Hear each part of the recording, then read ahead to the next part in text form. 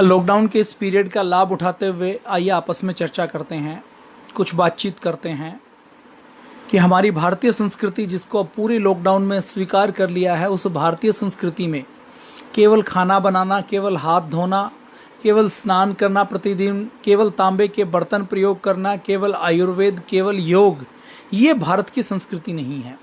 भारत की वैदिक सत्य सनातन संस्कृति किसे कहा गया है? भारत के वेदों को, दर्शन को, उपनिषद को क्यों कहा गया है कि ये सुपर साइंस है? एक और मोहर देखिए, मैं कोई विद्वान नहीं हूँ, मैं एक्सपर्ट नहीं हूँ, मैं साइंटिस्ट नहीं हूँ।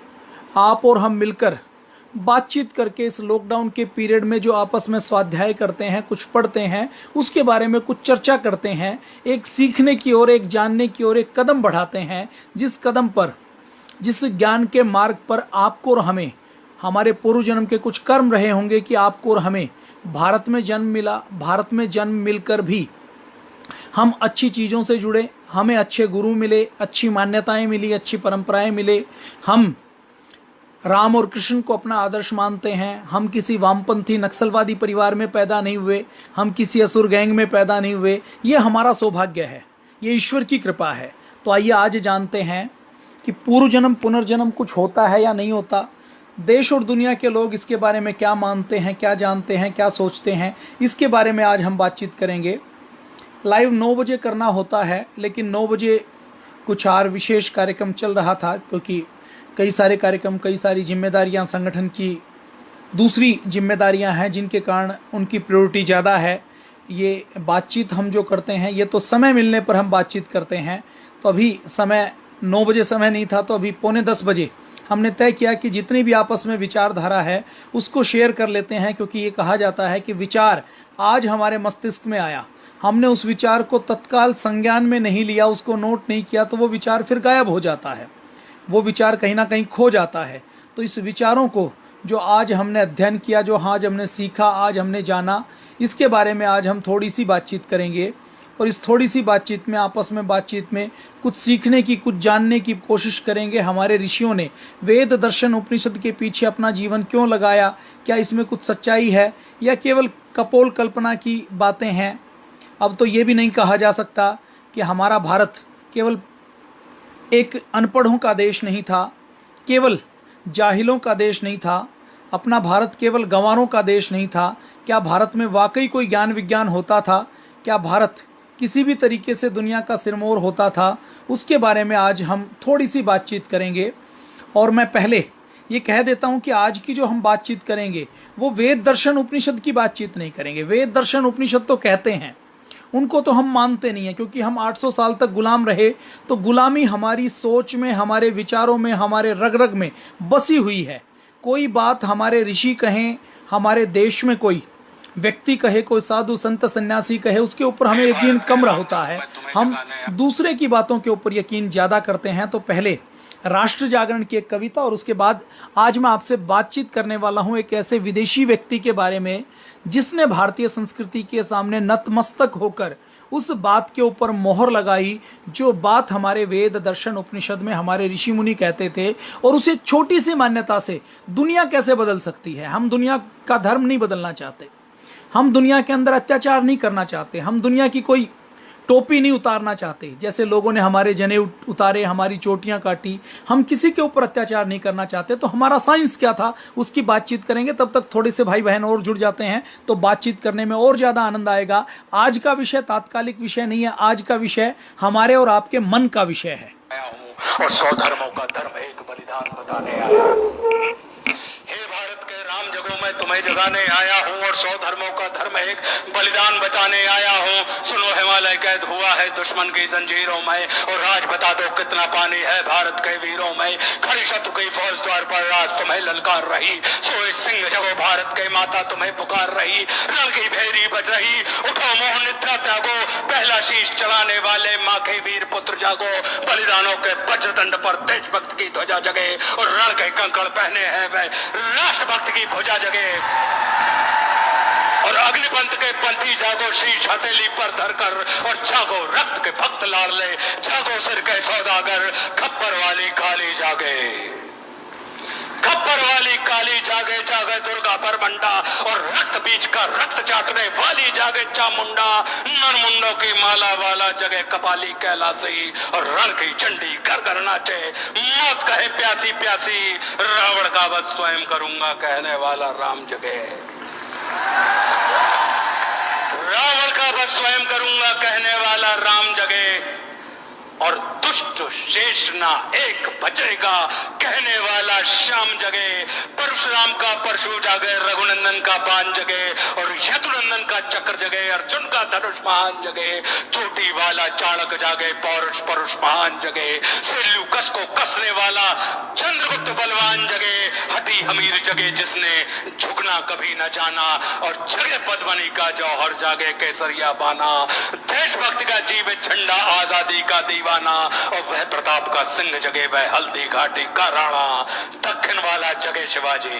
कौन कि दक्षिण वाला जगे शिवाजी, खून शाहजी का ताजा, मरने की हट्टा ना करते विकट मराठों के राजा, छत्रसाल बुंदेला जागे, पंजाबी कृपान जगे, और कनवाहे का जगे मोर्चा, पानीपत मैदान जगे, भगत सिंह की फांसी जागे, राजगुरु के प्राण जगे, और आजादी की दुल्हन को जो सबसे पहले चूम गया, कौन? सुभाष बाबू के आजादी की दुल्हन को जो सबसे पहले चूम गया, और स्वयं कफन की गांठ बांधकर सातों भावर घूम गया, और सुभाष की आन जगे और सुभाष की चांद जगे, ये भारत देश महान जगे, ये भारत की संतान जगे। तो झोली लेकर मांग रहा हूं, कोई शीश दान दे दो, और भारत का भैरव भूखा है, कोई प्राण दान दे दो, खड़ी शत्रु की दुल्हन कुंवारी कोई ब्याह रचा लो, और कोई मर्द अपने नाम की चूड़ी तो पहना लो, कौन वीर निज हृदय रक्त से इसकी मांग भरेगा, और कौन कफन का पलंग बिछाकर इस पर शयन करेगा। क्या कहते हो मेरे भारत से चीनी टकराएंगे? अरे क्या कहते हो मेरे भारत से चीनी टकराएंगे? अरे चीनी को तो हम पानी में घोल घोल पी जाएंगे। वह बर्बरता वह अशुद्धता हमने उसको शुद्ध किया। चीन वह बर्बरता वह अशुद्धता हमने उसको शुद्ध किया, और हमने उसको बुद्ध दिया था, उसने हमको युद्ध दिया, और आज बजाओ फिर कफन चीज पर जिसको आना है आ जाओ, चाऊ माऊ चीनी मीनी जिसमें दम हो टकराओ, और जिसके रण से बनता है रण का केसरिया बाना।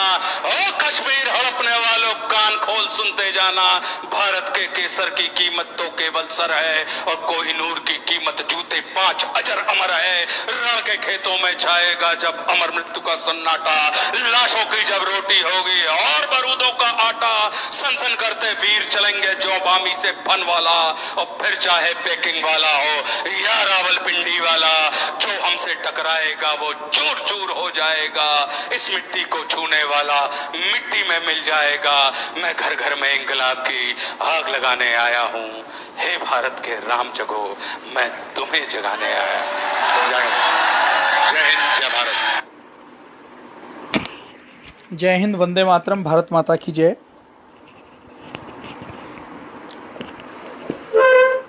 आज हम बातचीत करने वाले हैं जिन सिद्धांतों को, जिन मर्यादाओं को हम मानते हैं। देखिए, अपने भारत में हमारे भारतीय संस्कृति की, भारतीय वैदिक सनातन संस्कृति, वैदिक सनातन धर्म, वैदिक सनातन मान्यताएं, वैदिक सनातन विज्ञान, वैदिक सनातन सुपर साइंस, वैदिक सनातन जीवन पद्धति, इसको हम जीवन पद्धति कहें या धर्म कहें या धारण करने योग्य गुण कहें या एक मानव जीवन का मैनुअल कहें, जो वेद के रूप में, दर्शन उपनिषद के रूप में ईश्वर ने हमें देकर भेजा कि धरती के ऊपर आप लोग जाइए और इसके आधार पर अपना जीवन यापन आप करेंगे तो आपका जीवन सुखपूर्वक बीतेगा। तो हमारी मान्यताएं, जो हिंदू शब्द तो बाद में आया, वैदिक सनातन मान्यताएं हैं हमारी। उन मान्यताओं के अनुसार हमारे परम पूज्य स्वामी जी महाराज, श्रद्धेय आचार्य जी, पूज्य गुरु जी और हमारे जितने भी वरिष्ठ गुरुजन हैं, उनके माध्यम से जो हम थोड़ा बहुत अभी सीख पाए उसकी चर्चा हम करते हैं। ये कोई विद्वतापूर्ण चर्चा नहीं है, मैं कोई एक्सपर्ट नहीं हूँ, ये मैं पहले से ही कहता हूँ। मैं एक केवल एक जिज्ञासु साधक आप समझ सकते हैं, और जिज्ञासु साधक भी वो जिसके पास समय की बहुत कमी रहती है, जो केवल संगठन के और सेवा के कार्यों में लगे रहते हैं, तो बहुत अधिक अध्ययन करने का समय भी नहीं मिलता। तो उन सब के बीच में, जैसी जो चर्चा के बीच में हम कुछ निष्कर्ष निकाल पाए, कुछ निचोड़ निकाल पाए, तो उसमें ये समझा कि योग और यज्ञ ये हमारी संस्कृति के मूल स्तंभ हैं। और उसके अतिरिक्त यदि देखा जाए तो हमारी संस्कृति, हमारी वैदिक संस्कृति की जो मूल मान्यताएं हैं, जो दूसरे पंथों से हमें अलग करती हैं, ईसाई से, यहूदियों से, मुसलमानों से, वो हमारी मान्यता है आत्मा की अमरता, कर्मफल का सिद्धांत, कि जो कर्म हमने किए हैं उसका फल हमें 100% भुगतना पड़ेगा, उसका फल मिलेगा। और तीसरा पूर्व जन्म और पुनर्जन्म, पुनर्जन्म का सिद्धांत, पुनर्जन्म है तो पूर्व जन्म अपने आप हो गया। ये 3 सिद्धांत हमारी भारतीय संस्कृति के मूल में हैं। यही सिद्धांत ऐसे हैं जिनके ऊपर हम ये कहें कि हमारी संस्कृति, हमारी परंपराएं, हमारी मान्यताएं, हमारी जीवन पद्धति टिकी हुई है। अब यहूदी पुनर्जन्म को नहीं मानते, अब पुनर्जन्म को नहीं मानते तो कर्मफल को भी नहीं मानते। अब ये दोनों चीज़ों को नहीं मानते तो आत्मा की अमरता को भी नहीं मानते। ईसाई भी ऐसे ही हैं। ईसाई में दोनों ही टाइप की आप बात कर लीजिए तो दोनों ही ऐसे हैं, कुछ थोड़े कट्टर ज़्यादा हैं, कुछ थोड़े से सॉफ्ट हैं। हमारे मुस्लिम समुदाय के भाइयों की बात करें तो उनकी मान्यता भी ऐसी ही है कि पुनर्जन्म, पूर्व जन्म ऐसी कोई चीज़ नहीं होती। कर्मफल को भी बहुत अधिक वो उस रूप में नहीं मानते। तात्कालिक सारे पंथों के अंदर जितने महापुरुष हुए हैं, या सारे पंथ जिनको अपना महापुरुष मानते हैं, उन लोगों ने बातें तो अच्छी की हैं, अच्छी बातें की हैं कि अच्छा करना चाहिए। हमारी मान्यताओं को स्वीकार करवाने के लिए कुछ लोगों ने कहा है कि तलवार भी चलानी चाहिए, लेकिन तलवार चलाते चलाते भी उन्होंने कुछ अच्छी बातें कही हैं। किसी महापुरुष ने, किसी भी धर्म गुरु ने यदि 100 बातें कही हैं, 100 बात में से 5, 10, 20 बातें बहुत गलत हैं, तो भी 180 बातें, 80-90% बातें उन्होंने देखने में, सुनने में, कहने में, करने में अच्छी की हैं। क्योंकि वो अच्छी बातों का आवरण यदि नहीं चढ़ाया जाएगा तो वो मत, वो पंथ, वो संप्रदाय जिनको आज धर्म बोला जाता है, वो आगे बढ़ेगा नहीं। तो अपनी भारतीय संस्कृति और इनमें ये मूल अंतर क्या है कि ये संस्कृतियां, ये पंथ, ये पूर्व जन्म को, पुनर्जन्म को, कर्मफल को, आत्मा की अमरता को, इन सिद्धांतों को नहीं मानते, हम मानते हैं। अब इन्हीं में से ये एक ईसाई व्यक्ति हैं, डॉक्टर वाल्टर सैमविक। इन्होंने एक पुस्तक लिखी है जो इंटरनेशनल लेवल के ऊपर बेस्ट सेलर रही है, बोर्न अगेन। इन्होंने वैसे 3 पुस्तकें लिखी हैं, origin of soul and a purpose of reincarnation, return of the soul groups reunited. ये 2-3 पुस्तकें इन्होंने लिखी हैं। उसमें से एक पुस्तक उन्होंने बोर्न अगेन लिखी है, जिसमें ये पूर्व जन्म पुनर्जन्म की बात करते हैं। अब देखिए, ये जो इनकी जो मूल मान्यताएं हैं वो इसकी इजाजत नहीं देते। ईसाई धर्म के अंदर पूर्व जन्म पुनर्जन्म को नहीं माना जाता, मुस्लिम धर्म के अंदर भी नहीं माना जाता। और मुस्लिम धर्म में देखिए 2 प्रकार के 2 समूह हैं धर्म, मुस्लिम पंथ में या मान्यता में या संप्रदाय में। तो 2 प्रकार के समूह हैं, एक शिया, एक सुन्नी। इसमें सुन्नी अत्यंत अपने धार्मिक विश्वास है उनके ऊपर दृढ़ रहते हैं, और जो शिया हैं वो थोड़े से फ्लेक्सिबल हैं, थोड़े से कुछ चीज़ों को मान लेते हैं, एक हल्के फुल्के तौर पर, उतना कट्टरता के साथ विरोध नहीं करते। ये दोनों के अंदर थोड़ा सा अंतर है। तो ये डॉक्टर वाल्टर सैमविक जो ये क्या कहते हैं, ये इस पूर्व जन्म पुनर्जन्म के ऊपर ये कहते हैं कि इनके पास, ये साइकोलॉजिस्ट हैं, तो इनके पास कुछ केस आते हैं और वो जो केस की जांच करते हैं तो वो इस नतीजे पर पहुंचते हैं कि पुनर्जन्म होता है, हमारी आत्मा ट्रेवल करती है, और कर्म फल भी होता है। अब जो आगे निष्कर्ष में ये जो बात कहते हैं, ये 431 पन्ने की पुस्तक है। मैं 431 पन्ने की पुस्तक में आपको 431 पन्ने आप पढ़ें इसके लिए मैं नहीं कहूंगा। इसमें जो निचोड़ की बातें हैं जो मैंने मार्क की, एन फ्रैंक एक यहूदी लड़की होती है जिसके ऊपर हिटलर के नाजी जिसको पकड़ लेते हैं, उसको कंसंट्रेशन कैंप में रखा जाता है, और जो 2 साल तक एक घर की अटारी में छुपी रहती है। इसने अपनी एक डायरी लिखी थी। जब ये लड़की मर गई तो उसके पिताजी को वो डायरी उनके घर से मिली, अटारी में जहां वो छुपी रहती थी। तो वो डायरी प्रिंट करवा के उसकी पब्लिशिंग हुई। फिर उसको कई भाषाओं में उसका अनुवाद हुआ, और कई भाषाओं में अनुवाद होने के बाद उस डायरी को यहूदियों के ऊपर नाजियों ने, हिटलर ने कैसे अत्याचार किए थे, उसके एक बहुत डिटेल डिस्क्रिप्शन के साथ, बहुत गहरी साहित्यिक एक विधा के साथ उसको पढ़ा जाता है, सुनाया जाता है। मेरे पुस्तकालय में भी वो डायरी रही है, मैंने वो पूरी नहीं पढ़ी, कुछ पन्ने उसके पलटे हैं कि यहूदियों के ऊपर कैसे अत्याचार किए गए हिटलर ने, तो कुछ पन्ने मैंने उसके पलटे हैं। तो ये जो निष्कर्ष निकालते हैं डॉक्टर वोल्टर सैमविक जी, वो ये कहते हैं कि ये जो एन फ्रैंक है ये पहले यहूदी थी, यहूदी होकर हिटलर के नाजी कैंप में वो रही, वहां पर उनके प्राण लिए गए, जहरीली गैस सावर से छोड़ी गई और उसको अपने प्राण देने पड़े। उसने अपनी डायरी में जैसे वो छुप कर रही, जैसे वो अत्याचार किए, कैसे अत्याचार करते थे, कैसे नाजी सैनिक खड़खड़ाते हुए घरों के अंदर घुस जाते थे, बच्चों को बाहर निकाल लेते थे, यहूदियों को बाहर निकाल लेते थे, उनके हाथ के ऊपर एक सिंबल बना देते थे, सिंबल बनाने के बाद उनको कंसंट्रेशन कैंप में लेकर जाते थे, यातना शिविरों में लेकर जाते थे। यातना शिविरों में परिवार के बच्चों को अलग कर दिया जाता था, पुरुषों को अलग कर दिया जाता था, महिलाओं को अलग कर दिया जाता था, बूढ़ों को अलग कर दिया जाता था। जो जवान लोग होते थे उनसे रेल की पटरियां बनाने का, बारूद बनवाने का, दूसरी काम करवाने का काम लिया जाता था।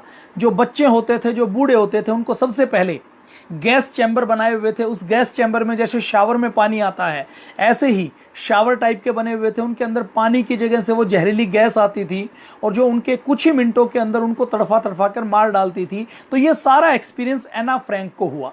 अब एना फ्रैंक जो पहले यहूदी थी, बाद में वो दोबारा जन्म लेती है। अब जब वो दोबारा जन्म लेती है तो दोबारा जन्म लेकर वो 500 मील दूर किसी और देश में, ऐसा देश जहां पर एना फ्रैंक को कोई नहीं जानता, एना फ्रैंक की डायरी का अनुवाद भी नहीं हुआ है, वहां पर वो जन्म लेती है। और जन्म लेते ही वो अपने जो नए माँ बाप हैं, जो ईसाई माँ बाप हैं, उनको बताती है कि मैं ऐसे ऐसे एना फ्रैंक थी। जन्म लेते ही उसके अंदर लिखने की प्रतिभा बहुत अच्छी है और वो कहती है कि आप मेरे असली माँ बाप वो हैं, मैं वहां पर रही थी, मैंने ऐसे ऐसे अटारी देखी थी और ऐसे ऐसे नाजी सैनिक हमारे ऊपर अत्याचार करते थे। बचपन में ही जब वो किसी गार्ड को देखती थी, जब वो किसी वर्दीधारी को देखती थी, तो मतलब एना फ्रैंक ने जब दोबारा पुनर्जन्म लिया तो दोबारा पुनर्जन्म उसका एक ईसाई परिवार में हुआ और ईसाई परिवार में बर्ब्रो कार्लेन के नाम से उसने पुनर्जन्म प्राप्त किया। बर्ब्रो कार्लेन के नाम से जब उसने पुनर्जन्म प्राप्त किया तो पुनर्जन्म प्राप्त करने के बाद उसके मन में उसके पूर्व जन्म की स्मृति उसके पास थी। वो माँ बाप को बार बार कहती थी कि मुझे वहां ले चलो, वहां पर मेरा घर है, वहां पर मैं रही हूं, इस प्रकार से अत्याचार हुए हैं। और वो जब बार बार बात करती थी तो पहले तो उसके घर वाले समझते थे कि ये पागल है, इसको तो कुछ जानकारी नहीं है। फिर उसने जब सारी चीजें बताई और उस समय तक जिस देश में उसका जन्म हुआ था उस भाषा में उस एना फ्रैंक की डायरी का अनुवाद नहीं हुआ था, कोई उसके बारे में जानता नहीं था। वो बच्ची उस दूसरे देश की किसी गतिविधि के बारे में उसके बारे में जान नहीं सकती थी। तो जब ये सारी चीजें होती हैं तो उनके परिवार के लोग निर्णय लेते हैं कि जिसका पहले जहां पर जन्म हुआ था, जहां पर ये रहती थी, वहां पर इसको हम लेकर जाते थे। तो वहां पर जब वो घूमने के लिए जाते हैं तो होटल में ठहरते हैं। तो होटल से जब उनके दूसरे जन्म के, नए जन्म के पिताजी टैक्सी बुलाते हैं तो वो कहते हैं कि टैक्सी बुलाने की जरूरत नहीं है, मेरा जो घर है पुराने वाला, जो अब म्यूजियम बना दिया गया है, क्योंकि एना फ्रैंक ये बहुत पॉपुलर हो गई, क्योंकि इसकी डायरी विश्व की अलग अलग भाषाओं में इसका ट्रांसलेशन हुआ, इसकी पब्लिशिंग हुई, लोग उसको खूब पढ़ते थे, खूब अच्छे तरीके से उसने, खूब यथार्थ तरीके से साहित्यिक भाषा में उसने नाजियों के अत्याचार के बारे में बातचीत की थी। तो उसके घर को म्यूजियम बना दिया जाता है। तो जब माता पिता के साथ जब वो देखने के लिए जाती है तो वो कह देती है कि जिस होटल में हम ठहरे हैं उससे वॉकिंग डिस्टेंस के ऊपर है और टैक्सी मंगवाने की जरूरत नहीं है। तो उनके दूसरे जन्म के पिताजी को बहुत अचरज होता है कि इसको कैसे पता है। और फिर वो जब उस म्यूजियम में जाती है, जो उसका घर जो बाद में म्यूजियम बना दिया गया, तो उस म्यूजियम के अंदर वो जाती है तो वो कहती है कि सीढ़ियाँ चेंज कर दी गई हैं, वो ये सीढ़ियाँ वो नहीं हैं, ये लेआउट यहाँ से ये बदला है। फिर वो एक दीवार के पास जाती है और दीवार के पास खड़ी हो जाती है, दीवार प्लेन है, उसके ऊपर कहती है कि यहाँ पर चित्र लगाए हुए थे।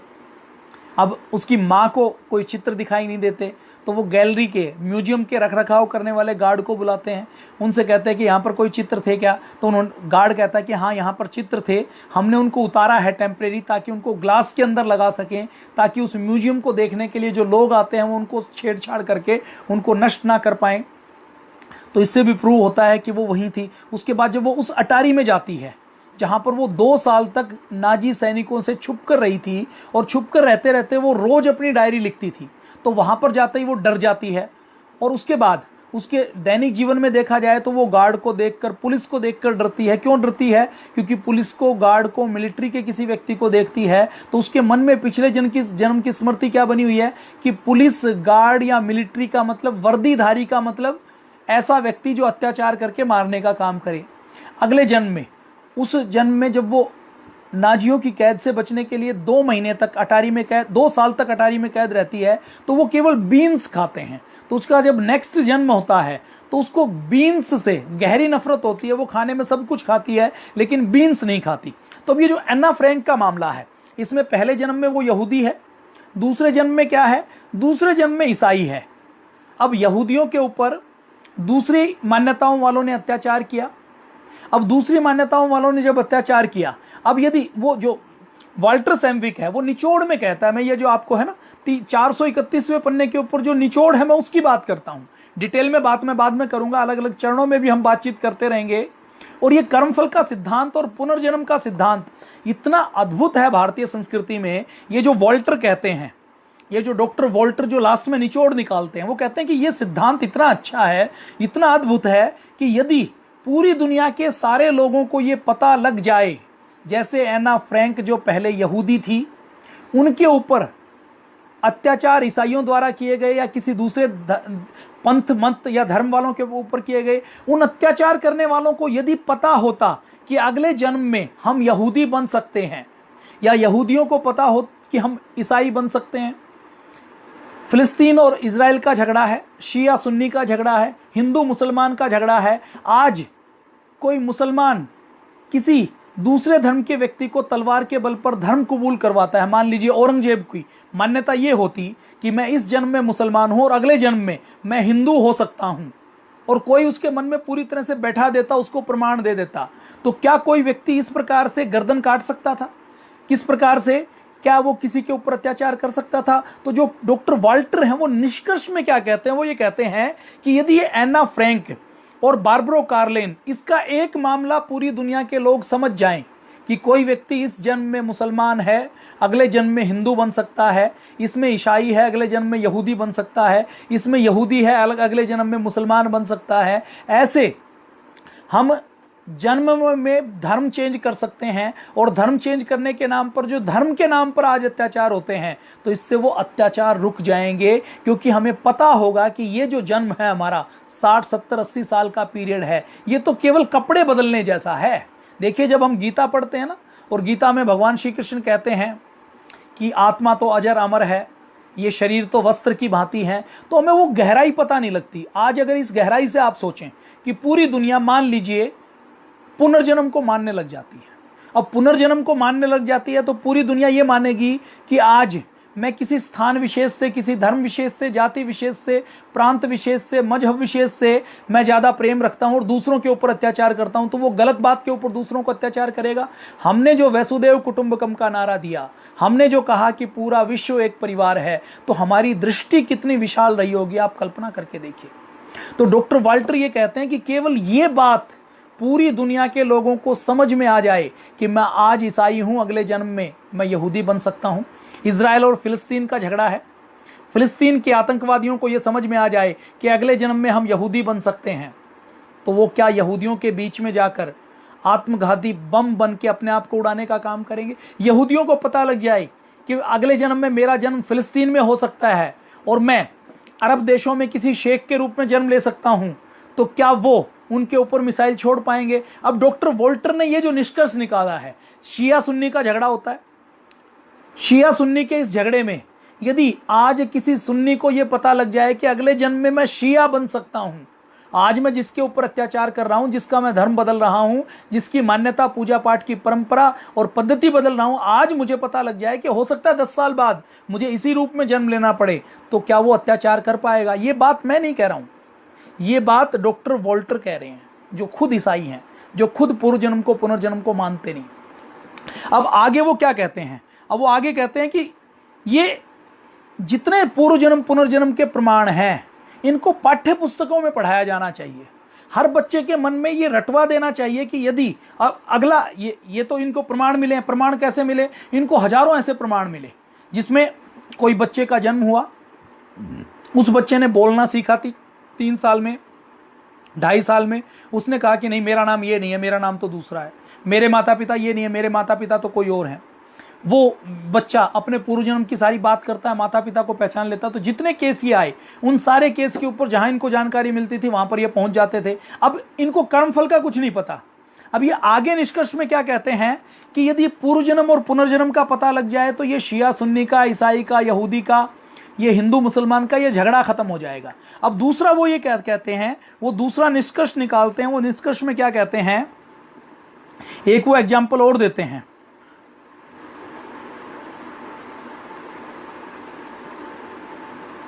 वो एग्जाम्पल देते हुए आगे कहते हैं कि ये जितना भी है जो हमारा जीवन है, ये जो दुनिया है, वो एक उसको एक कहावत के रूप में कहते हैं, we are the fish not the rivers. मतलब हम नदियां नहीं है, हम तो मछलियां हैं, हमारी चीजें चेंज होती रहती हैं। और वो कहते हैं कि जितनी मान्यताएं हैं, ये मान्यताएं बहती हुई नदियों की तरह हैं जिनको सागर के अंदर मिलना है। हम इस नदी में हैं, हम उस नदी में हैं, हमें जाना कहाँ है, जाना तो वहीं पर है, मिलना तो वहीं पर है। ये नदियां ईसा मसीह के नाम से हो सकती हैं, पैगंबर साहब के नाम से हो सकती हैं, बुद्ध के नाम से हो सकती हैं, महावीर के नाम से हो सकती हैं, लेकिन अंततोगत्वा इनको मिलना कहां पर है, मिलना सागर में है। अब इसको मैं और गहराई से कहूं तो ये सारी मान्यताएं जिनमें हमारे वैदिक धर्म संस्कृति के किसी एक गुण को ले लिया, कहीं समानता के गुण को ले लिया, कहीं शांति को ले लिया, कहीं अहिंसा को ले लिया, कहीं सत्य को ले लिया, इनको लेकर कोई एक संप्रदाय चला दिया। अभी भी भारत के अंदर भी अलग अलग मान्यताएं चलती है ना। जैसे अपने यहाँ कोई एक धार्मिक समूह है, अपने धार्मिक समूह जैसे आर्य समाज की मान्यताएं, अपनी वैदिक मान्यताओं को उन्होंने वेद को आगे रखा, सनातन की मान्यताएं अपने पुराण को आगे रखा, अपने सनातन संस्कृति को आगे रखा, ब्रह्म कुमारी की कुछ मान्यताएं हैं, कुछ स्वामीनारायण की मान्यताएं हैं, कुछ अलग अलग हमारे जो संत परंपरा को अलग अलग चीज़ों को फॉलो करते हैं, उनकी अलग अलग मान्यताएं। मूल वही है, मूल में से कुछ चीज़ों को उन्होंने बहुत अधिक उन्होंने स्वीकार कर लिया कि ये निचोड़ है, तो उनकी अलग अलग मान्यताएं होगी, लेकिन मूल वही है। तो ये कहते हैं कि ये जो महासागर है, ये वो, इनके शब्दों को मैं थोड़ा सा चेंज कर रहा हूँ। इन्होंने शायद हो सकता है वेद दर्शन उपनिषद कभी नहीं पढ़े हों, इन्होंने तो जो केस इनके पास आए उसके निचोड़ पर ये पहुंचे हैं। और हमारे ऋषि मुनियों ने क्या चिंतन किया है, इन्होंने तो केवल ये तो इसके निष्कर्ष पर पहुंचे हैं कि आत्मा होती है, आत्मा पूर्व जन्म पुनर्जन्म लेती है। जब पुनर्जन्म लेती है तो पिछले समय में कितना गैप रहता है ये सोचने की कोशिश की है। जब गर्भ में कोई जीव आता है तो कितने समय बाद आत्मा उसके अंदर प्रवेश करती है, पहले दिन करती है कि 3 महीने बाद करती है कि 8 महीने बाद करती है, आत्मा का ओवरलैपिंग का पीरियड कितना होता है। मतलब आज किसी आत्मा ने शरीर छोड़ा तो अगला शरीर वो कब धारण करती है, अगला शरीर जब वो धारण करती है तो धारण करते हुए उसके इस शरीर के माता पिता पत्नी भाई बहन है, उनका जो एक समूह बना हुआ है, क्या वो ग्रुप भी सामने ट्रेवल करता है, दूसरी जगह जन्म लेता है। इन्होंने इन सवालों के ऊपर चिंतन किया, क्या कोई महिला पुरुष बन सकती है, क्या कोई पुरुष महिला बन सकता है, क्या धर्म परिवर्तन हो सकता है। इन बातों के ऊपर इन्होंने चिंतन किया। ये बातें कैसी हैं, ये बातें ऐसी ही हैं जैसे मैं कई बार कहता हूं ना कि मेरे घर में मेरा 5 साल का बच्चा है आयुष, अब वो कुछ कहीं कागज कलम लेगा, उसने कुछ भी लिख दिया उल्टा सीधा, तो वो सीधा सीधा ये कहेगा पापा देखो मैंने बहुत अच्छी ड्राइंग बनाई है ना। अब उसने कुछ ब्लॉक्स लिए या पतंजलि की साबुन घर में लेकर आए और वो साबुन को खड़ा करके कुछ ना कुछ घर सा बना देगा, साबुन को 4 उसने खड़ी कर दी तो वो कहेगा देखो मैंने कितना अच्छा घर बना दिया। अब वो उसी को अच्छा मान रहा है, जबकि हम उसका उत्साह बढ़ाने के लिए तो कह देते हैं कि वाह बेटे कमाल कर दिया आपने, इतना अच्छा बना दिया। लेकिन सच्चाई हमें पता है, जैसे बच्चे मिट्टी के खिलौने बनाते हैं और उसी मिट्टी को, उसी खिलौने को अपनी दुनिया समझ लेते हैं, ये डॉक्टर वोल्टर को मैं इसी स्थिति का मानता हूं।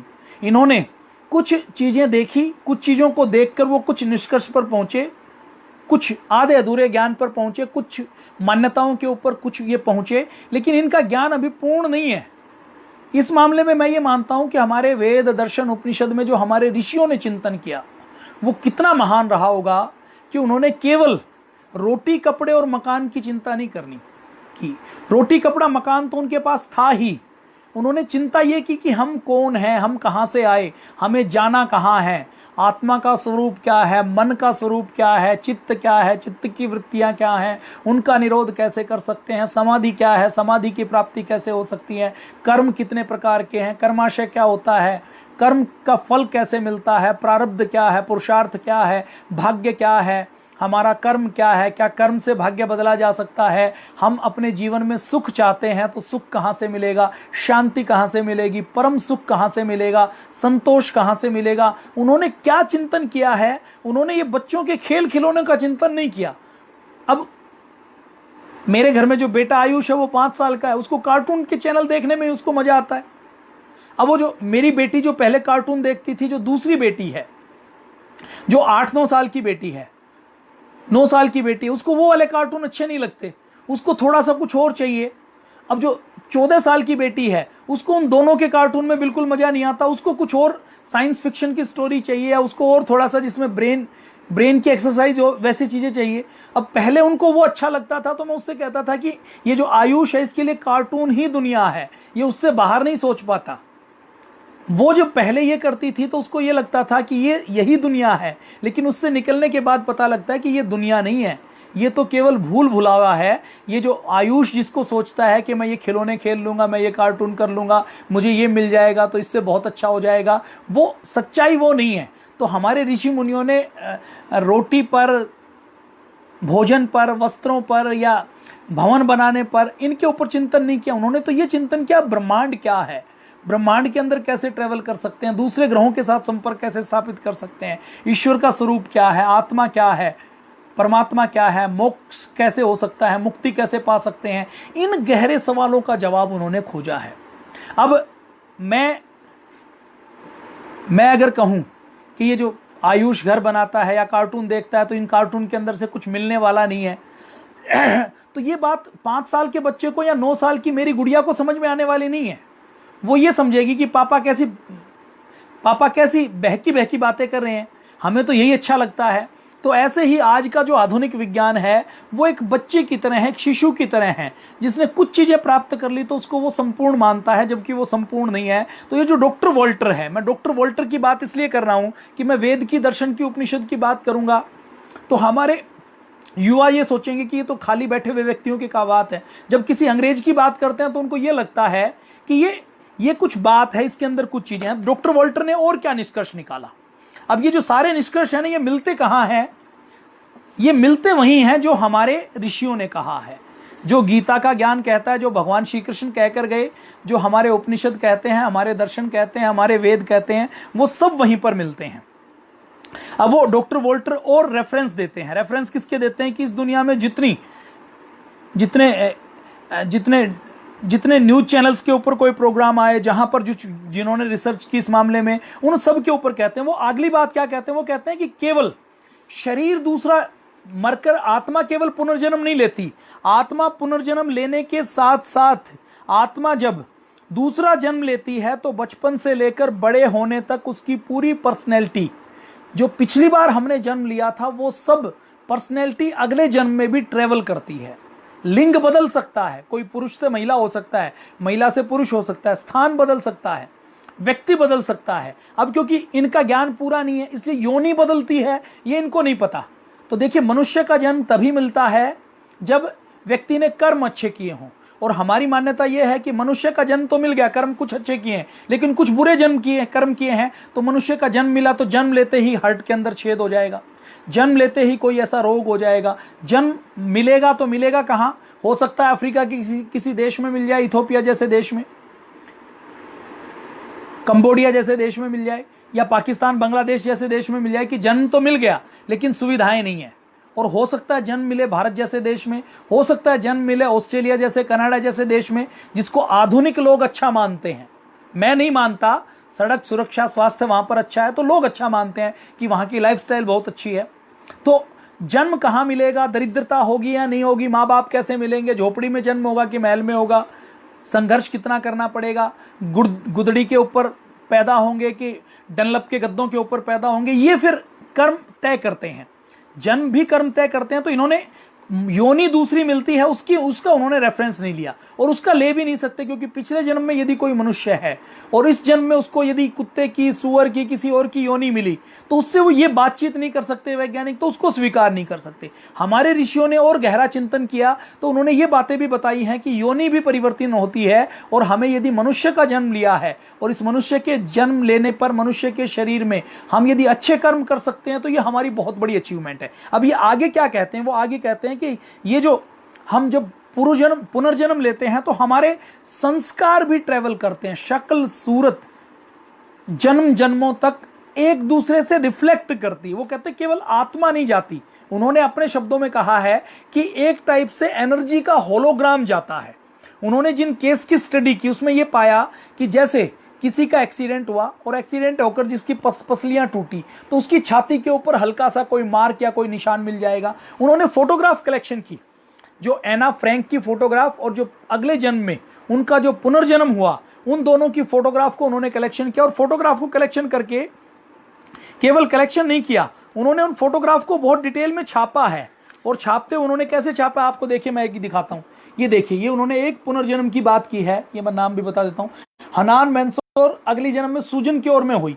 तो आप देखेंगे वो ये कहते हैं कि इनको उल्टी और सीधी फोटो देखते हैं तो इनके अंदर आपको इनकी आईज के अंदर, इनकी आई बॉल्स के अंदर, इनके हाव भाव के अंदर कलर त्वचा का अलग हो सकता है, शरीर अलग हो सकता है, हाइट मोटाई अलग हो सकती है, पतलापन अलग हो सकता है, मजबूती अलग हो सकती है, लेकिन हम देखेंगे तो एक रिफ्लेक्शन भी ट्रेवल करता है। अब जो इनके जो शब्द हैं, जो ये जिनको ये जस्टिफाई पूरी तरह से नहीं कर पाए, उसको मैं अगर कहूं अपनी भारतीय संस्कृति के भाषा में, तो हमारे ऋषियों ने जो कहा ना कि चित्त के अंदर से संस्कार ट्रेवल करते हैं। आगे ये जो कमाल की बात कहते हैं वो ये कहते हैं कि ये मान्यता, यदि पुनर्जन्म की मान्यता को सब मान ले, और आज यदि कोई 60 साल का 70 साल का हो गया, तो अभी आधुनिक विज्ञान क्या कहता है कि 20 30 40 साल तक जिसको जो सीखना है वो सीख लीजिए, और इस उम्र तक यदि हमने कुछ नहीं सीखा और कोई विद्या हम सीखना चाहते हैं और अभी तक हमने नहीं सीखी, तो अब आगे सीखने का लाभ नहीं है, क्योंकि बुढ़ापे में हम उसका प्रयोग नहीं कर पाएंगे। अब ये डॉक्टर वोल्टर कहते हैं कि ये पुनर्जन्म का सिद्धांत हमें ये ताकत देता है कि हम कोई विद्या, कोई ज्ञान इस जन्म में स्वीकार करेंगे, सीखेंगे, तो वो ज्ञान घनीभूत होकर अगले जन्म में भी ट्रेवल करने वाला है। अगले जन्म में हम उसी ज्ञान को दोबारा सीखेंगे। तो यदि मान लीजिए कोई लेक्चर है, कोई क्लास है, जो 1000 घंटे सीखने से कोई स्किल आता है, कोई दक्षता आती है, कोई काम आता है, हमने इस जन्म में उसकी प्रैक्टिस की है, तो वो काम अगले जन्म में हम करेंगे, तो दूसरे व्यक्ति को सेम काम को सीखने में यदि 1000 घंटे लगने वाले हैं, हमने पहले से वो किया हुआ है, तो उसको रिकॉल करने में, उसको दोबारा से सीखने में डॉक्टर वॉल्टर ये कहते हैं कि वो हम 200 से 300 घंटों में सीख लेंगे, 400 घंटे 500 घंटे में सीख लेंगे। तो वो आगे क्या कहते हैं कि ये पुनर्जन्म पूर्वजन्म का सिद्धांत मानने से व्यक्ति के अंदर इतनी ताकत आ जाएगी कि मैं कुछ कर रहा हूं, अच्छा मैं करूंगा तो वो मुझे आगे भी काम आने वाला है। मेरा समय केवल इन 80 सालों में, 70 सालों में इस शरीर के साथ खत्म होने वाला नहीं है। अब वो आगे जो कहते हैं, वो आगे ये कहते हैं, तीसरी बात वो कहते हैं कि यदि इस पूर्वजन्म और पुनर्जन्म के सिद्धांत को पूरी दुनिया मान ले, और ये आगे अपने निष्कर्ष में निष्कर्ष निकालते हैं, वो कहते हैं कि पूर्व जन्म और पुनर्जन्म में जो कुछ हम करते हैं वो उसको कर्मफल के, अब इन्होंने कर्मफल नहीं पढ़ा है तो कर्मफल का नाम नहीं दिया, इन्होंने कहा कि जो कुछ अच्छा या बुरा होता है तो वो अच्छा और बुरा, उसका प्रभाव इस जन्म में और अगले जन्म में भी हमारे ऊपर पड़ता है। ये 3 निष्कर्ष ये निकालते हैं। बाकी इनकी पुस्तक क्योंकि बहुत लंबी है, बहुत 430 पन्ने की पुस्तक है, मैंने कुछ निचोड़ के रूप में बताए हैं। इन्होंने कुछ चीजें और भी लिखी हैं। और क्या लिखी हैं? उन्होंने जो बताया है कि पुनर्जन्म की जो समझ है, इनके ऊपर शोध करना चाहिए और इनको पाठ्यक्रम में लागू करना चाहिए। अगर वर्तमान सरकार या भारत की सरकार भारत को अच्छा बनाना चाहती है, भारत के अंदर नैतिकता लाना चाहती है, देखिए व्यक्ति को हम कितना ही समझाएं, वो नैतिकता को तभी मानता है जब उसको लाभ हानि का पता होता है। भारत के अंदर रेड लाइट तुरंत क्रॉस कर देते हैं, बेल्ट नहीं लगाते, हेलमेट नहीं लगाते। आप ऑस्ट्रेलिया में चले जाइए, ऑस्ट्रेलिया में कानून सख्त हैं, वहां पर मॉनिटरिंग होती है और वहां पर सभी को पता है कि मैंने रेड लाइट जंप की, मेरे लाइसेंस के 9 पॉइंट हैं, एक रेड लाइट जंप की तो 3 पॉइंट चले जाएंगे, और 3 बार मेरे से गलती हो गई तो लाइसेंस मेरा जब्त कर लिया जाएगा और मैं एक तरीके से अपाहिज हो जाऊंगा। मैं ऑस्ट्रेलिया के अंदर, यूएसए के अंदर, यूके के अंदर, कनाडा के अंदर सर्वाइव नहीं कर सकता। वहां जिसके पास गाड़ी नहीं है ना, गाड़ी चलाना जो नहीं जानता, जिसके पास गाड़ी नहीं है वो अपंग हो जाता है, वो फिर ट्रेवल नहीं कर पाता, मूवमेंट नहीं कर पाता। तो वहां पर जिनको पता है कि इस रेड लाइट के जंप करने का ये दंड है, तो वहां पर रेड लाइट जंप नहीं होती। वहां पर सीट बेल्ट लगाने के लिए किसी को कहना नहीं पड़ता, वहां पर किसी को रोक कर हेलमेट चेक करना नहीं पड़ता, क्योंकि बाय डिफॉल्ट सबको पता है कि ये नियम है, इसका पालन करना है।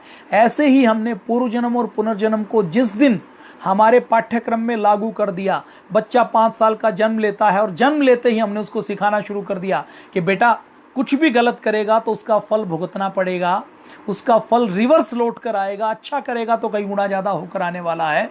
तो ये दुनिया बहुत अच्छी बन जाएगी। अभी जो हमारी जो वैदिक सनातन संस्कृति है ना, जिसमें आप और हम आते हैं, जिनको आज की भाषा में हिंदू कहा जाता है, इन हिंदू लोगों को पूरी दुनिया में सबसे शांत क्यों माना जाता है, सबसे अच्छा क्यों माना जाता है, झगड़ा करने वाला क्यों नहीं माना जाता, भारत को शांति प्रिय देश क्यों माना जाता है? क्यों? क्योंकि हमारे डीएनए में हमें बचपन से यह सिखाया गया है कि जैसी करनी वैसी बननी। हम बचपन में चींटी को मारते हैं, तो चींटी को मारते हुए यदि हम चींटी की टांग तोड़ते हैं तो दादी क्या कहती है? दादी ये कहती है कि तुम इसकी टांग तोड़ोगे तो अगले जन्म में कोई तुम्हारी टांग तोड़ेगा, ये तुम आदमी बनेगा, तुम्हें कीड़ा बनना पड़ेगा और ये तुम्हारी टांग तोड़कर तुम्हें इसका फल भुगतना पड़ेगा। ये हमें बचपन से सिखाया जाता है कि नहीं सिखाया जाता?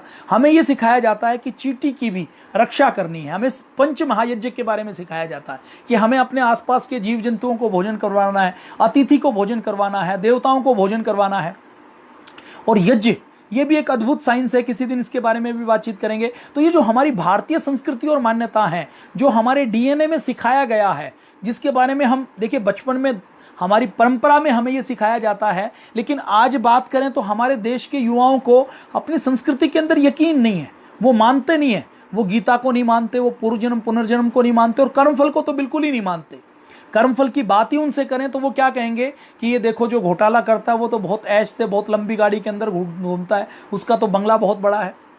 अब हमारे पास इसके उत्तर नहीं होते कि हम उसका तार्किक, लॉजिकल और हम उसका क्या उत्तर दें। देखिए एक किसान है जो 10 सालों से फसल बो रहा हो गया है, तो उसका मैसेज आ रहा है, तो इसलिए तो फसल बोने के बाद उसके घर में अनाज भरा हुआ है, वो खूब पकवान बनाकर खाता है। एक दूसरा अनाज है जिसने पहले कभी फसल नहीं बोई, उसका खेत नहीं है, उसने बंजर जमीन के ऊपर हल चलाना शुरू किया, तो हल चलाते चलाते उसके पास खाने लायक नहीं है। बाहर से कोई व्यक्ति देखेगा तो क्या देखेगा? एक व्यक्ति जो खेत में नहीं जाता वो घर में हलवा बनाकर खाता है, क्योंकि पहले का घी, पहले का आटा उसके पास रखा हुआ है। और दूसरा व्यक्ति जो बंजर जमीन में हल चला रहा है, जो आज पुरुषार्थ कर रहा है, उसको वो जब देखेगा कि ये तो हल चला रहा है और ये पसीना पहुंच रहा है, लेकिन इसके पास खाने के लिए सूखी रोटी भी नहीं है, तो वो उसका अंदाजा नहीं लगा पाएगा। जब कर्म का फल मिलता है तो उस फल को पकने में समय लगता है, तो उसके बाद उसका फल मिलता है। तो हमें कर्म फल के सिद्धांतों के बारे में पूरी जानकारी जिस दिन हो जाएगी, हम लॉजिकल जब अपने बच्चों को, पूरे समाज को समझाना शुरू कर देंगे। हमने केवल अपने हिंदू देश में हमने केवल पूर्व जन्म को, पुनर्जन्म को, आत्मा की अमरता को, कर्म फल को और ईश्वर के स्वरूप को और धर्म के स्वरूप को यदि हमने समझा दिया तो अपने भारत का आधे से अधिक कल्याण हो जाएगा। ऐसा हमारे देश के अलग अलग विद्वानों का मानना है, और मुझे भी ऐसा लगता है कि जो विद्वान कहते हैं वो 100% सत्य है। यदि 100-200 युवा संकल्प ले लें कि हर जिले में जा जाकर, हर विद्यालय में जा जाकर हम ये 4 चीजें लोगों को सिखाएंगे, योग करना, यज्ञ करना, इसका वैज्ञानिक लाभ, इसके साथ साथ पूर्व जन्म, पुनर्जन्म, आत्मा की अमरता, कर्म का स्वरूप और ईश्वर का स्वरूप, ये 5-6 चीजें हम बेसिक कोई सब लोग वेद पढ़ नहीं सकते, वेद के विद्वान नहीं हो सकते, सब शास्त्र नहीं पढ़ सकते, लेकिन पूज्य स्वामी जी महाराज कहते हैं धर्मात्मा सब हो सकते हैं। तो उसके लिए हमने यदि इतनी चीजें समझा ली तो बहुत बड़ा काम हो जाएगा। ये कुछ चीजें, कुछ बातें हमने की हैं।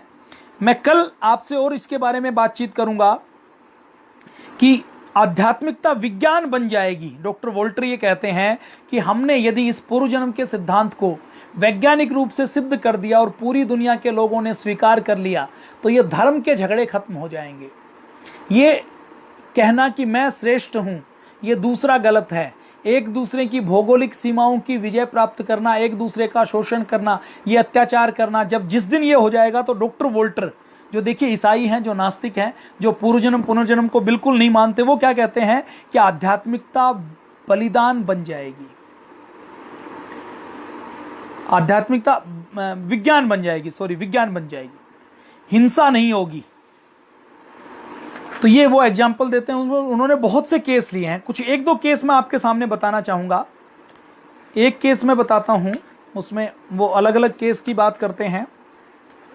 ये जो पुनर्जन्म होता है तो उसमें दो तीन कुछ सिद्धांत बताते हैं। अब ये जो इनके सिद्धांत है ना, इससे अच्छे सिद्धांत हमारे अलग अलग दर्शन में हैं। आपको दर्शन पढ़ने की आवश्यकता, पढ़ सकते हैं तो जरूर पढ़िए, लेकिन जो नहीं पढ़ सकते वो विद्वानों के निचोड़ भी सुन सकते हैं, उसमें उनको पता लग जाएगा। वो कहते हैं कि आत्मा जन्म लेती है और आत्मा के जिनसे संपर्क होते हैं, मान लीजिए जिनसे बहुत गहरा प्रेम होता है, उन गहरे प्रेम वाले व्यक्तियों के समूह के साथ भी जन्म लेती है। कई बार पति पत्नी है, जो पिछले जन्म के पति पत्नी है, वो अगले जन्म में भी पति पत्नी के रूप में या जुड़वा भाई बहन के रूप में भी जन्म ले लेते हैं। मतलब जिनका बहुत ज्यादा इमोशनल अटैचमेंट है, वो अगले जन्म में भी इमोशनल अटैचमेंट के साथ जन्म लेते हैं।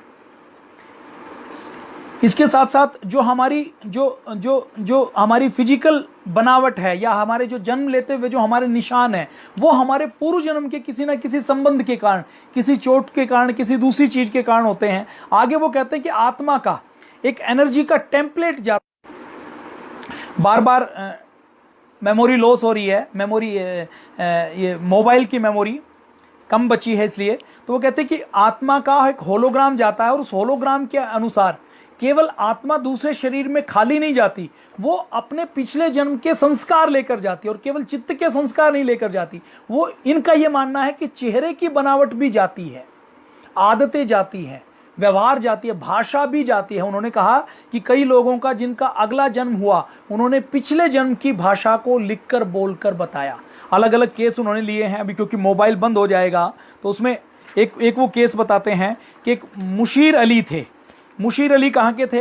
ये काकोरी आपने जगह सुनी होगी, काकोरी शाहजहांपुर बरेली के पास में, लखनऊ के पास में, जहां पर पंडित राम प्रसाद बिस्मिल ने अंग्रेजों की ट्रेन से हमारी संपत्ति को वापस लिया था। अंग्रेजों ने जो लूटा था वो धन वापस लिया था। तो उस काकोरी में मुशीर अली नाम का एक व्यक्ति रहता था, जिनके पिताजी थे हैदर अली। वो कुछ भीख मांगने का काम करते थे, और उनका जो मुशीर अली है, ये तांगा चलाने का, तांगा जिसको खड़खड़ा वहां पर कहा जाता था, वो चलाने का काम करता था। 30 जून 1980 को वो सुबह सुबह जब वो तांगा चला रहा था तो ट्रैक्टर से उसकी टक्कर हो गई। तो ट्रैक्टर से टक्कर होने के बाद उसको गंभीर चोट लगी, और गंभीर चोट लगने के बाद उसकी डेथ हो गई। अब डेथ होने के ठीक 1 साल बाद वो वहीं के पास के किसी इलाके में 20-30-50 किलोमीटर दूर के आसपास वो बचबागर के नाम के गांव में जन्म लेता है। और जो उसका दूसरा जन्म होता है वो एक हिंदू परिवार में होता है। अब जब वो हिंदू परिवार में जन्म लेता है तो उसका नाम नरेश होता है। अब जब वो नरेश बचपन में 2-3 साल का होता है ना, तो जैसे तांगा चलाते हैं ना, ठक ठक करके हाथों को हिला के, तो वो बचपन से ही तांगा चलाने की, खड़खड़ा चलाने की एक्टिंग करता है। और जो जैसे अब एक्टिंग करता है तो घर में कोई रस्सी है तो रस्सी को पलंग से बांध के उसको, जैसे तांगे का घोड़े से बंधी हुई है, वैसे उसको चला के, उसको हिला के तांगे को चलाने की जो एक्टिविटी है उसी को करता है। घर में कोई तांगा नहीं है, कोई चलाने वाला नहीं है। फिर उसके बाद उर्दू के शब्द बोलता है, उसको कोई देखता नहीं है, तो नमाज पढ़ने की शक्ल में वो जमीन के ऊपर बैठकर नमाज पढ़ने की कोशिश करता है। कोई देखता है तो वो सकपका जाता है। और जब वो 4 साल का होता है तो अपने पिछले जन्म के बारे में वो बताना शुरू करता है। तो बाई चांस उनके पिछले जन्म के पिताजी हैदर अली उनके पास के किसी पड़ोस में घूमने के लिए आते हैं, तो वो उनके पीछे चल देता है कि ये मेरे पिताजी हैं। अब हैदर अली उनको अपनाता नहीं है। क्यों? क्योंकि हैदर अली को पता है कि मैं मुसलमानों के मोहल्ले में रहता हूं, किसी को मैंने कहा भी कि ये बच्चा है, ये मेरा पिछले जन्म की बातों को जानता है, और ये इस बच्चे का, मेरे मुशीर अली का पुनर्जन्म हुआ है। तो मुसलमान तो बहुत कट्टर होते हैं, वो उसका विरोध करेंगे, वो उसका जाति बहिष्कार करेंगे। तो वो कहता है कि नहीं, ये सच नहीं है, वो नकार देता है। फिर उसको कहता है कि ये बहकी बहकी बातें करता है, तो इसको किसी तांत्रिक के पास ले जाओ। तांत्रिक के पास भेज देते हैं, तो भी वो भूलता नहीं है। तो भी फिर वो नरेश जिद लगाते रहता है, अकेला घर जाने के लिए निकल लेता है। तो फिर उसके माँ बाप सोचते हैं कि चलो एक बार जाया जाए। अब वो हैदर अली के घर पहुंचते हैं। घर जाकर वो मुशीर अली की अटैची से लेकर दूसरी सारी चीज़ों को पहचान लेता है, घर के सारे सदस्यों को पहचान लेता है। मुशीर अली ने किसी एक व्यक्ति से पैसे लेने थे तो वो बता देता है कि मैं जब पिछली बार मरा था तो मरने से पहले मुझे उस व्यक्ति से पैसे लेने थे, वो वापस लिए या नहीं मिले। घर के अकाउंट के बारे में जानकारी दे देता है जो किसी दूसरे व्यक्ति की जानकारी होना मुश्किल है। तो हार कर हैदर अली को और मुसलमान परिवार को ये मानना पड़ता है कि ये मुसीर अली का जन्म नरेश के रूप में दोबारा हुआ है। अब उसमें मुख्य बिंदु क्या निकलते हैं? बिंदु ये निकलते हैं कि जो एक आत्मा के जाने के दूसरी आत्मा के जन्म लेने के बीच में जो समय है वो 1 साल का है। दूसरा क्या निकलता है? दूसरा निकाल ये लगता है कि वो सटीक पहचान लेते हैं, पिछले जन्म वाले को पहचान लेते हैं। तीसरा ये है कि नरेश के यहाँ छाती के दाईं ओर एक निशान है, एक जन्म से ही एक दोष है, निशान है, कुछ दबा हुआ है। तो वो हिस्सा ऐसा है कि उसकी जो मुशीर अली की मौत हुई थी उसके वहीं भी छाती के ऊपर वहीं पर चोट लगी थी। तो डॉक्टर पसरीचा जो एक इसका निरीक्षण करते हैं, इस सारे मामले का वैज्ञानिक एनालिसिस करते हैं कि इसमें सच क्या है, झूठ क्या है, वहम क्या हो सकता है, इसमें कोई षड्यंत्र हो सकता है। तो वो कहते हैं कि ये उसलिए हो सकता है, वो आगे निष्कर्ष निकालते हैं। फिर कहते हैं कि देखिए पूर्व जन्म और पुनर्जन्म होता है तो इसके मुख्य बिंदु निकल कर आते हैं जो डॉक्टर वाल्टर निकालते हैं इस केस में। वो कहते हैं कि धर्म के अंदर परिवर्तन हो सकता है। फिर कहते हैं कि पिछले जन्म की जो प्रतिभा है, मतलब पिछले जन्म में यदि तांगा चलाना मुशीर अली जानता था तो इस जन्म में नरेश के अवचेतन मन में तांगा चलाने की यादें हैं। मतलब वो तांगा रस्सी को कैसे चलाना है, कैसे आवाजें निकालनी है, कैसे घोड़े को हैंडल करना है, ये अगले जन्म में उसके अंदर सहजता के साथ आ गई। फिर आगे वो निष्कर्ष निकालते हैं कि जो पिछले जन्म का व्यवहार है, वो पिछले जन्म का व्यवहार भी मुस्लिम शैली में प्रार्थना करना, उर्दू के शब्द बोलना, वो उसके अगले जन्म में आ गया। फिर कहते हैं भौगोलिक स्मृति, वो कहते हैं कि वो कहां पर था, उसका घर कहां पर है, वो कितनी दूर है, उसके बारे में भी स्मृति आगे अगले जन्म में ट्रेवल करती है। फिर आगे कहते हैं कि भाषा भी ट्रेवल करती है। वो कहते हैं जो भाषा उर्दू मुशीर अली ने पिछले जन्म में सीखी थी, अगले जन्म में जब नरेश के रूप में उसका जन्म हुआ तो वो उर्दू के शब्द बोल सकता था। अब मान लीजिए भाषा पूरी नहीं आती, अब सबको पिछले जन्म की स्मृति नहीं होती, ईश्वर ने एक व्यवस्था बनाई है, उस व्यवस्था के विरुद्ध यदि ईश्वर कर देगा तो होगा क्या कि इस जन्म में हमारे घर में किसी बच्चे ने जन्म लिया, अब उसकी अटैचमेंट हमसे नहीं होगी, उसकी अटैचमेंट रहेगी पिछले जन्म में जहां वो उसके पति पत्नी या बेटे बेटियां थी। तो सारे संसार का व्यवहार नहीं कर चल पाएगा। तो ये कुछ अपवाद होते हैं, जहां पर कुछ अपवाद होते होते कुछ लोगों को स्मृति रह जाती है। तो आगे वो भाषा की बात आती है। तो इस जन्म में यदि हम कोई ज्ञान लेते हैं, हम गीता पढ़ते हैं, हम वेद दर्शन उपनिषद पढ़ते हैं, तो निश्चित तौर पर अगले जन्म में भी वो हमारे काम आने वाले हैं। अगला वो डॉक्टर वाल्टर क्या निष्कर्ष निकालते हैं? वो कहते हैं कि पूर्व जन्म के जो जन्म दोष हैं, जैसे छाती की दाहिनी ओर का दबा हुआ हिस्सा है, पसली के ऊपर चोट लगी थी, वो भी अगले जन्म में ट्रेवल किया। तो जो ठाकुर रोशन सिंह कहते हैं ना, पंडित राम प्रसाद बिस्मिल जब जेल में फांसी होने वाली है, जब भी दंड लगाते हैं तो जेलर उनसे पूछता है कि क्यों दंड लगा रहे हो, अभी तो ये शरीर खत्म होने वाला है। तो पंडित राम प्रसाद बिस्मिल कहते हैं कि इसलिए दंड लगा रहा हूं ताकि शरीर इतना मजबूत बन जाए कि अगले जन्म में भी मेरे संस्कार जाएं तो मैं जन्म लेते ही दंड लगाना शुरू करूं और अगले जन्म में फिर भारत माता की कोख में जन्म लेकर मैं अंग्रेजों के साथ संघर्ष करूं। तो ये मान्यता हमारी है कि पूर्व जन्म के दोष, पूर्व जन्म की प्रतिभाएं, पूर्व जन्म का व्यवहार, पूर्व जन्म की स्मृति, पूर्व जन्म की भौगोलिक जानकारियां, पूर्व जन्म का ज्ञान, वो सब सामने आता है। तो ये मैंने एक किस्सा आपके सामने बताया। अभी समय हो गया है, दोबारा से संकेत आ रहा है। तो ये हमारी भारतीय संस्कृति बहुत महान है। मैं कहता हूँ ये सुपर साइंस है। अभी जो हवाई जहाज बने हैं, जो परमाणु बम बने हैं, जो आइंस्टीन से लेकर लोगों ने थ्योरी दी हैं, जो मोबाइल फ़ोन बने हैं, जो कंप्यूटर बने हैं, जो विज्ञान हम देख रहे हैं, ये बहुत सतही विज्ञान है। इसके अंदर बहुत बड़े परिवर्तन होने वाले हैं। पहले सौर मंडल की जानकारी नहीं थी, कहते थे सूर्य पृथ्वी के चारों ओर चक्कर लगाता है। 400 साल पहले मानना पड़ा कि पृथ्वी सूर्य के चारों ओर चक्कर लगाती है।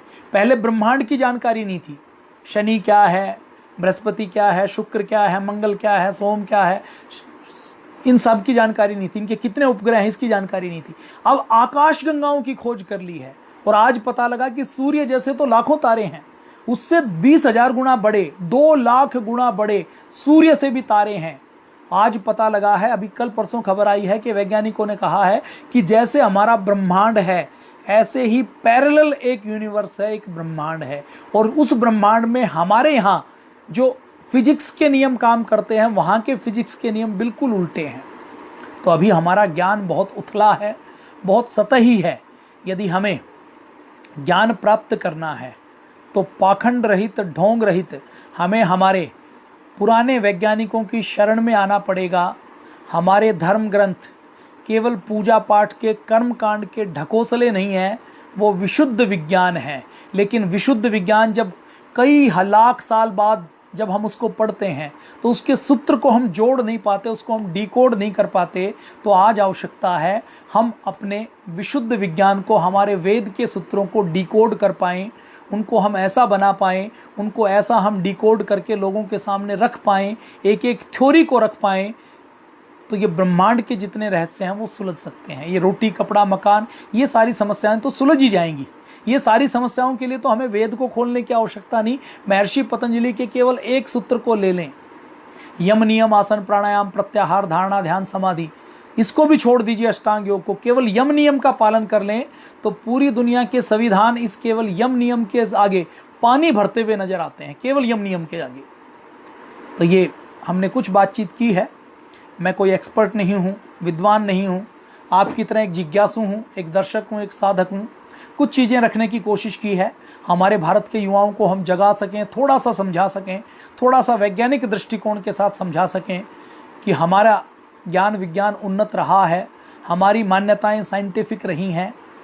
तो इसके बारे में आज बातचीत आपके सामने रखी। आपको ठीक लगा हो तो इसको शेयर कर लीजिए। कभी समय हुआ तो इस विषय के ऊपर दोबारा से फिर बात करेंगे। अभी विराम लेते हैं क्योंकि अभी मुझे लगता है समय भी काफ़ी हो चुका है, 10:40 हो चुके हैं और ये बिल्कुल ओड टाइम था। 9:45 बजे कोई लाइव करने का समय नहीं होता। आपका और हमारा, हम सब सुबह 4:30 बजे उठने वाले हैं, 5 बजे परम पूज्य स्वामी जी महाराज ध्यान करवाने वाले हैं।